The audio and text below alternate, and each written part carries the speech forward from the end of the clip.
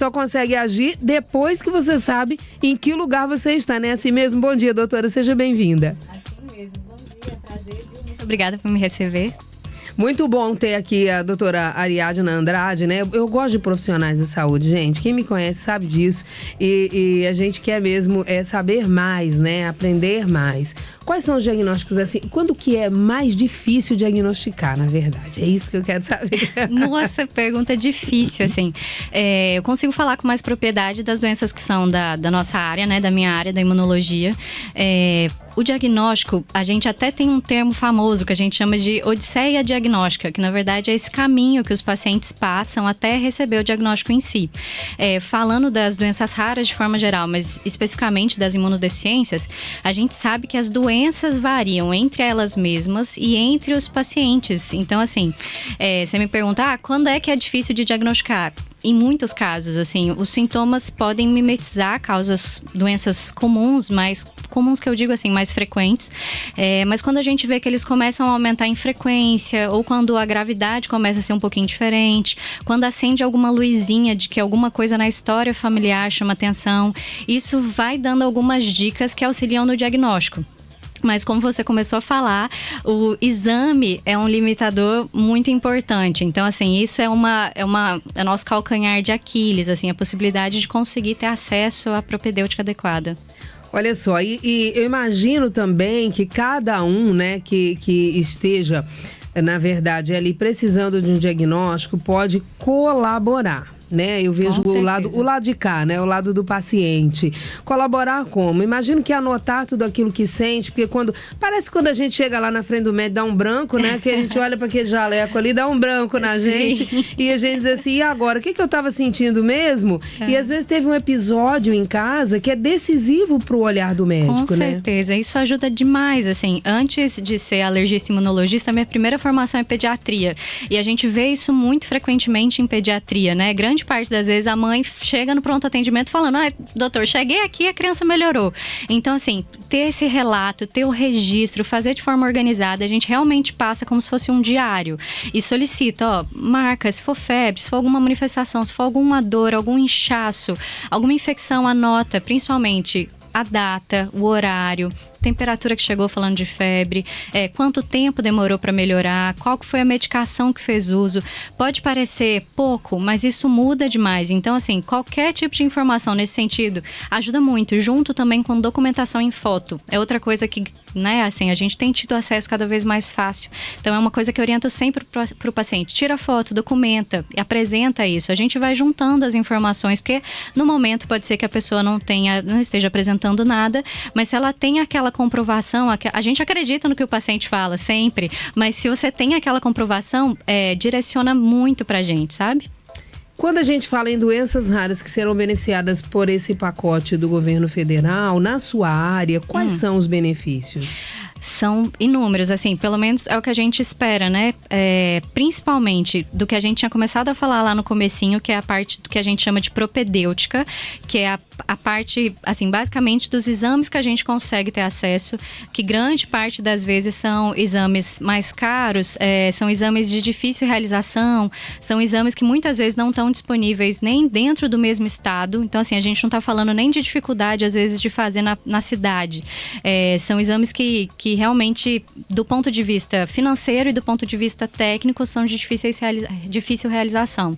A gente também fala de tratamento, porque o tratamento também é muito caro e não disponível de forma geral. E assim, eu não falo só de tratamento em nome de remédio específico. Por exemplo, pensando nas doenças da imunologia, que são muito, assim, que são mais conhecidas, que são, por exemplo, as triadas no teste do pezinho, as famosas SCIDs ou linfopenias mais importantes, essas doenças demandam um tratamento que envolve internação, que envolve medicação venosa, que envolve muitas vezes transplante. Então, assim, a gente fala de coisas muito, muito caras. Então, vai muito além do que a gente pode imaginar, viu, doutora? Muito além. Às vezes a gente pensa que é assim, vai ter uma medicação oral disponível, agora eu vou conseguir em tal farmácia ter acesso. Não, assim, pra gente, e eu falo assim, porque eu sou recém-chegada a Maceió, vindo de Belo Horizonte, e lá a gente já implementou o teste do pezinho ampliado. Então, essas primeiras demandas, falando especificamente dessas doenças triadas no teste do pezinho, começaram a aparecer. E aí foi aquilo, enquanto a gente fazia foi aparecendo e a gente foi precisando se desenvolver e associar estudo, e associar dinheiro, associar estrutura. Então, assim, o buraco é mais embaixo, tem muita coisa. Existe uma diferença muito grande quando a gente fala de saúde. Ainda existe, isso é um infelizmente bem grande que a gente coloca na frente, né? Entre o SUS e quem tem acesso à rede privada, né? Sim. Porque eu tô falando, o teste do pezinho ampliado. A gente sabe que na rede privada já tem o teste do olhinho, tem testes genéticos que podem trazer, assim, 500 diagnósticos antecipados, né? Então, assim, é uma luz muito boa. Sim. E que quando esse olhar, que já está melhorando agora, né? A gente está, na verdade, partindo dessa boa notícia, desse investimento, desse pacote de investimentos e metas para o diagnóstico. E eu vou situar o nosso ouvinte nesse momento, né? A gente está falando aqui, gente, porque na última quinta-feira, no dia 26, o governo federal, o Ministério da Saúde, anunciou um pacote de investimentos e metas para o diagnóstico e o atendimento e tratamento de doenças raras no Sistema Único de Saúde. Então, é o que a doutora falou, a importância, o diagnóstico e o tratamento. As medidas, elas buscam atender a população estimada em 13 milhões de brasileiros afetados por algumas das doenças raras, que são 7 mil doenças que foram justamente anunciadas pelo governo federal. E aí eu estou recebendo aqui a doutora Ariadna Andrade, ela é alergista e imunologista. Nós estamos falando mais especificamente nessa área. Tem outras doenças raras? Tem, gente, tem muitas, são 7 mil, né? A gente está falando só na área da alergia e da imunologia aqui, que já representam um ganho muito grande. Mas se a gente fizer esse paralelo do público e do privado, tem ainda uma grande diferença, né, doutora? Tem, mas assim, falando especificamente dessas doenças raras, a gente sabe que o SUS ainda é o responsável, o grande responsável pelo tratamento e pelo acompanhamento da maior parte desses pacientes. Mas o diagnóstico pode até ser feito mais facilmente no público, mas quando passa para o tratamento, né? Não, ainda assim continua muito no público. Igual a gente estava conversando, por exemplo, em relação a transplante, quando há essa demanda. Não são poucos, eu acho que a palavra não é poucos, mas a gente tem alguns centros que são os especializados e geralmente associados aos hospitais públicos, hospitais de universidades. Então, os hospitais das clínicas espalhados aí pelo Brasil. O cenário fica bom, né? Fica bom. Claro que no particular, a gente tem outros acessos. A gente tem algumas medicações que a gente luta muito para conseguir no SUS, a gente tem acesso à propedêutica mais fácil. Mas, inclusive, nesse ponto, junto com esse anúncio, né, desse pacote que está sendo destinado agora essa verba, o Ministério da Saúde também anunciou a liberação de exoma, de realização de exoma, que é um tipo de exame genético que era esse que você estava começando a conversar. Então, assim, tô aqui com uma esperançazinha aqui no meu coração de que a gente vai ter uma ajuda nesse cenário, porque a possibilidade de ajudar naquela odisseia diagnóstica que eu falei há pouco é muito grande. É claro que o exame sozinho não resolve. Eu sempre falo com o paciente, quando a gente vai indicar um exame, ele precisa ser bem indicado, ele precisa ser bem interpretado, porque senão ele mais atrapalha do que ajuda. Só que a possibilidade de dar um nome, de direcionar o tratamento, de fazer, né, de conseguir lutar por uma medicação mais específica, parte muito desse diagnóstico genético que acompanha, né, e que é secundário a esses exames. Não tem jeito de fazer de outro jeito. Então, na verdade, há uma esperança grande, né? A gente está com a esperança elevada nesse momento. Altas expectativas, sim. E tem pessoas passando por situações bem desafiadoras em relação a essas doenças, né, doutora? Nossa, o tempo inteiro. A gente tem algumas associações que ajudam muito nesse quesito, mas são doenças que trazem uma carga psicológica muito alta. A gente fala, às vezes, doenças raras e fica pensando na raridade, mas é o que você comentou, de 6 a 8 mil doenças. Aqui no Brasil equivaleria a mais ou menos 13 milhões de brasileiros. Então, são pessoas que convivem muito com o desconhecido, que convivem muito com o medo de chegar em algum lugar e o profissional não conhecer aquela doença, não saber manejar. Citando um exemplo prático, a gente tem uma doença que chama angioedema hereditário. Ela se manifesta com inchaços, com crises, que muitas das vezes são confundidas com essas outras coisas habituais, assim.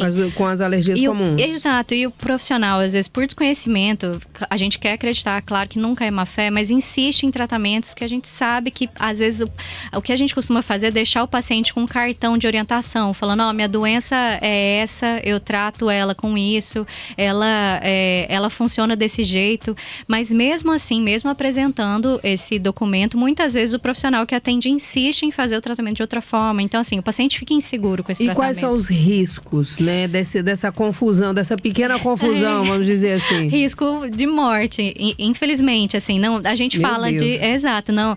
Claro, a gente pode falar, às vezes, de um atraso diagnóstico, a gente pode falar, às vezes, de um quadro infeccioso que vai se prolongar, mas falando de doenças que tem uma manifestação mais importante. Exemplo do angioedema hereditário, você pode envolver com edema de glote. Então, assim, não tratar da forma adequada ou atrasar o diagnóstico, porque, claro, a gente não tem jeito de saber tudo, né? Não é esperado. Quais são os sintomas? Eu fiquei curiosa, né? Quais são os sintomas desse negócio, dessa doença do angioedema hereditário? Não quero assustar ninguém, não, mas assim, o angioedema hereditário, como o próprio nome diz, ele tem um fator familiar importante. Então, geralmente, claro, você pode ser o primeiro da sua família, mas ele envolve algumas manifestações do tipo, minha mãe inchava e a gente não sabe por quê, minha tia inchava e minha avó inchava.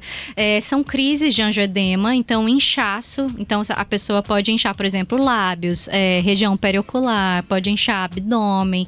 Só que são inchaços, diferente daqueles clássicos que a gente pensa, por exemplo, numa pessoa tendo uma reação alérgica grave, são inchaços que a gente fala que são deformantes, muitas das vezes assimétricos e que demoram para melhorar. Então uma das dicas é, por exemplo, essa. Você chega na urgência, a pessoa olha, claro, ela vai pensar no mais comum, no que tem grande risco, vai pensar numa crise alérgica grave. Você trata como se estivesse tratando para isso e não resolve. Então, assim, o inchaço, que é o estaminérgico, por exemplo, de uma crise alérgica grave, ele responde muito bem à medicação. Então, dentro de algumas horas, a pessoa está melhorando. A crise de angioedema, ela demora alguns dias, pelo menos de 3 a 5 dias para melhorar. Acontece assim, por exemplo, o angioedema hereditário. Então, algumas pessoas na família têm, vamos dizer assim. E aí, com o passar do tempo, esses sintomas diminuem em algumas pessoas, mas já estão aparecendo em outras. Eu já estou vendo aqui o cenário, né? Preocupou. A evolução da doença varia um pouquinho. A gente sabe, por exemplo, de algumas coisas que são...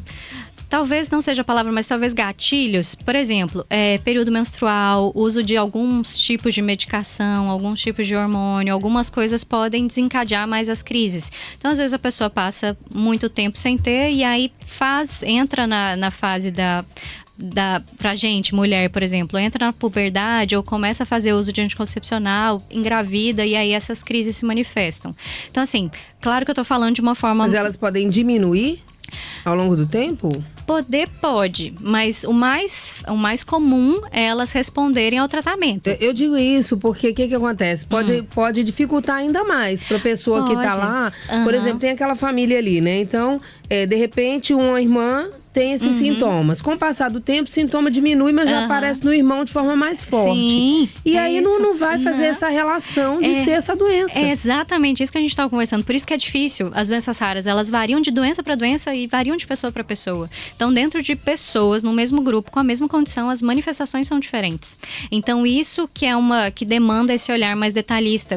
E às vezes, quando a gente fala, parece que você está falando, mas você está ficando meio em cima do muro. Não é isso, é porque as manifestações variam mesmo.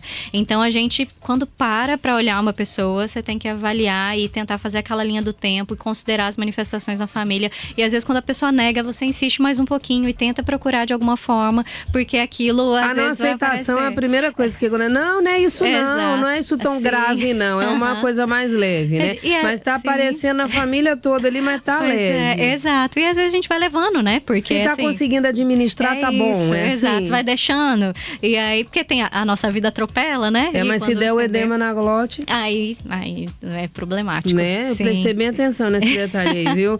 E a mastocitose sistêmica? A gente pode falar um pouco a respeito disso? A gente tem cada nome hoje diferente aqui de manhã nesse jornal, hein? Sim.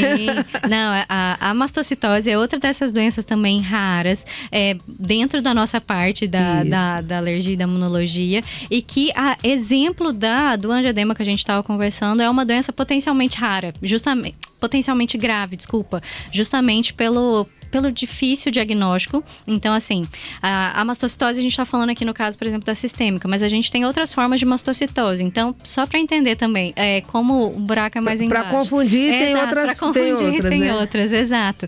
Então, assim, são doenças que demandam uma avaliação muito cuidadosa, demandam, mais uma vez, exames para a gente poder fechar o diagnóstico certinho, e um acompanhamento regular. Grande parte das vezes com multi-especialidades, que é outra coisa que eu acho que é um ponto que a gente não pode deixar de falar quando a gente fala de doenças raras. Esse acompanhamento multidisciplinar é essencial, falando das doenças aqui, da parte da alergia e da imunologia, e falando das outras doenças, né? Assim, AME, fibrose cística, doença de Gaucher, assim, todas essas outras doenças das outras áreas, que são as que aparecem muito quando a gente discute doenças raras e que demandam esse alto investimento, pensando em propedêutica, em tratamento, mas principalmente também nesse acompanhamento que tem que ser feito por diversas clínicas, né? Doutora Ariadna, a gente fala o governo fala em 7 mil doenças raras, né? Fala num número elevado também de diagnósticos de pessoas, mais de 13 milhões de brasileiros, mas ainda pode existir uma subnotificação nesses números aí, né? Com certeza. Principalmente por desconhecimento da população, por desconhecimento dos profissionais, por não acesso aos exames. Então, assim, era aquilo que a gente estava conversando. Muitos pacientes acompanham muitos anos. Estudos mais recentes falam aí de uma média de 5 anos até chegar num diagnóstico. Então, muitos acompanham muitos anos. A gente sabe que aquela pessoa é realmente acometida por alguma doença, mas não consegue esclarecer ou confirmar, dar um nome certinho. Então, fica aí nesse subdiagnóstico. Então, vários quesitos, né? Claro, desconhecimento, mas a falta de acesso à propedêutica adequada, falta de segmento, às vezes regular, por N motivos, dificuldade. A gente sabe que são, por exemplo, citando o exemplo de Minas Gerais, a gente tem muitos pacientes que vinham do interior, então o acesso até o centro, até a capital é difícil, que eu imagino que aconteça aqui também, aconteça em todo lugar. Então, assim, são muitos quesitos e com certeza a gente está falando de um número ainda subnotificado. Momento final da nossa entrevista. Passou rápido, a gente falou aqui, gente, um cardápio de doença aqui, viu? Mas muito importante a gente falar sobre isso, porque os detalhes que foram falados de algumas das doenças, não daria pra gente falar de todas, já é uma luz, já é uma chamada de atenção para quem possa estar sendo acometido com essa situação, não minimizar. Sim. Porque se não minimizar, vai ser melhor, vai começar a tratar antes. Então, isso é muito bom. Doutora, eu quero agradecer a sua presença, mas eu quero deixar livre nesse momento. Você fique livre aí com a nossa audiência, viu? Com certeza. Eu que agradeço esse espaço que vocês estão fornecendo. Eu acho que isso é muito importante. Mais uma vez, o intuito não é alarmar, mas é tornar as pessoas conscientes, assim, da possibilidade, que isso existe, que tem tratamento, que tem acompanhamento. Então, queria me colocar à disposição. Como eu comentei, tô chegando agora. Essa parte da imunologia é a que mais encanta os meus olhos, então eu comecei a atender agora no Instituto Rosa Gaia. Meu Instagram tá começando a ser profissional, então, por favor, se vocês quiserem me procurar, é doutora.ariadna.andrade. Prometo que eu começarei a postar mais informações. Ela tá vindo bem humilde, né? Sim. Porque ela já tá só no Instituto Rosa Gaia. A doutora Rosa, que a gente ama de paixão. Encontrei com ela na praia outro dia caminhando. Querida. Sim. Porque ela realmente é um amor muito comprometido, uma referência aqui em Alagoas. Então, assim...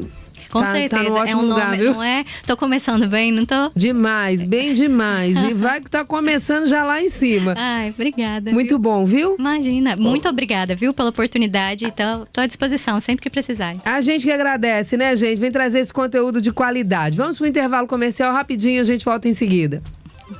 Daqui a pouco, mais informação. Metropolitana News. O governo que mais construiu hospitais e UPAs acaba de entregar o mais novo centro de consultas médicas. Sabe onde? No seu celular. Chegou o Saúde Até Você Digital. Você pode fazer consultas online com médicos 24 horas por dia e será atendido em menos de 10 minutos. Saúde Até Você Digital. Seu médico na hora que você precisar, no seu celular. Baixe o app e boa consulta. Governo de Alagoas. Colégio Intensivo, do infantil ao ensino médio. O melhor ensino, o melhor para seu filho. Vem para o Colégio Intensivo.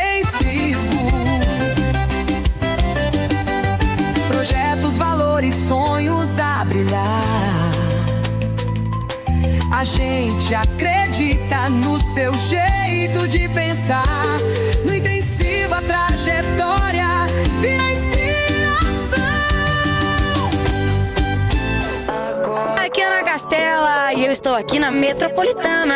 Yes! Dê um start em fevereiro de RAM 0 km na RAM Nossa Terra. Rampage Diesel 4x4 a partir de 204.990. Rampage RT 4x4 com motor de 272 cavalos a partir de 239.990. E conheça tudo sobre a nova RAM Dakota com preço especial de pré-venda. RAM Nossa Terra é da terra, é da gente. Agora com novo endereço em Cruz das Almas. Desacelere, seu bem maior é a vida.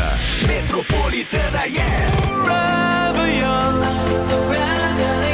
Hey, it's David Guetta. Toca toda! Se liga pra mim. Fala galera, tudo bem? Aqui é o Henrique. E aqui é o Juliano. E a gente também tá aqui ligado na Metropolitana. Prepare-se para uma explosão de sabor com o refresco em pó Maratá. Com mais de 15 sabores para você escolher, cada gole é uma